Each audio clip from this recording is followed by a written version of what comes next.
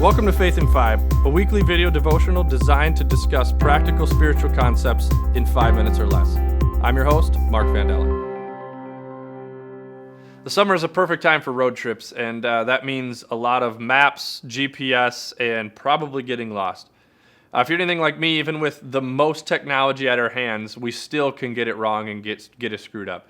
And when we traveled to New York, it seemed like every time we had the urgent bathroom need, we would use every maps program at our palms and try to figure out something along the road. And when it came to that last minute, like, I can't go any further, we would pull off at this stop that honestly felt like, it was out of a horror movie, places that you'd rather probably use just the side of the road. And we'd get back in the car, and without fail every time, the very next exit was like a thriving metropolis with options aplenty. This literally happened 3 to 4 times on the trip. I'm not joking. And we, even with everything at our hands, we still felt a little bit lost. And another time that I'm reminded of how GPSs can fail us is a scene from The Office. There's a spot where Michael and Dwight are out for a sales call, and Michael's following the GPS religiously. Right, and the GPS says turn right, and the right turn takes him towards a lake, like literally just down a ramp into a lake. And Dwight says, "No, Michael, don't." And he says, "Don't worry, I got this. Trust me." And he drives the car straight into water. See, that there are times in our lives where we just have these moments that kind of awaken us.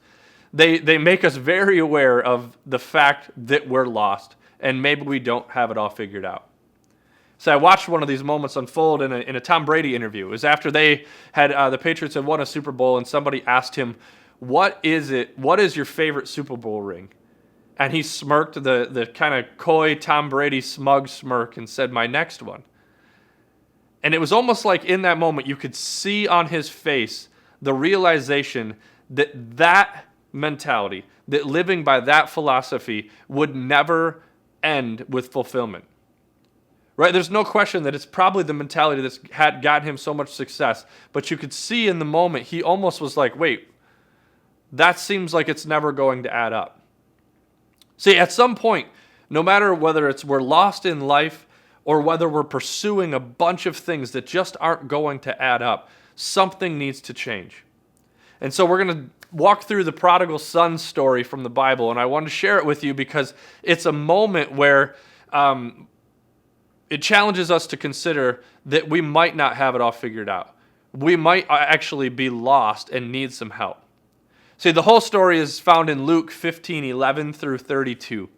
And we're going to take just the first chunk. Jesus is telling a story about a dad who has 2 sons, and the younger son comes to the dad and says, "Hey, Dad, I want my inheritance now."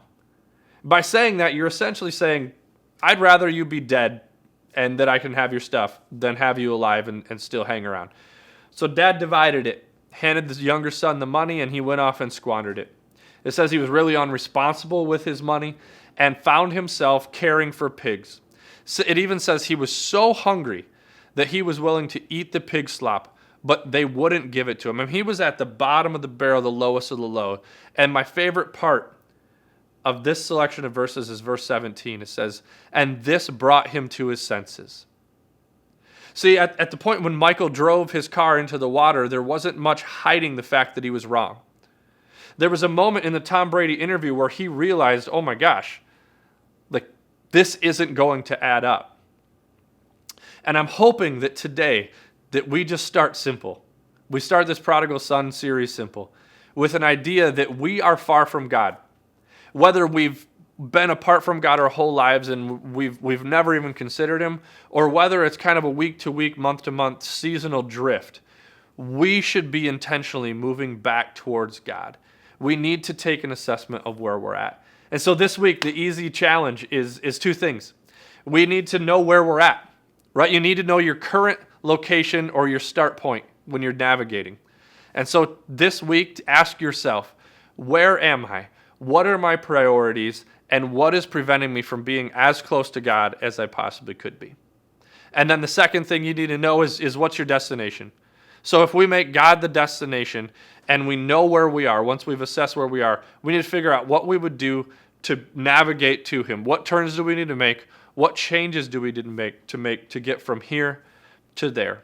So this week, consider the things that might bring you to your senses, and then start on a course that you're moving back towards God. Thanks for tuning in. If you want to follow us each week, click here to subscribe. And if you want to take it a little bit further, click here for discussion materials.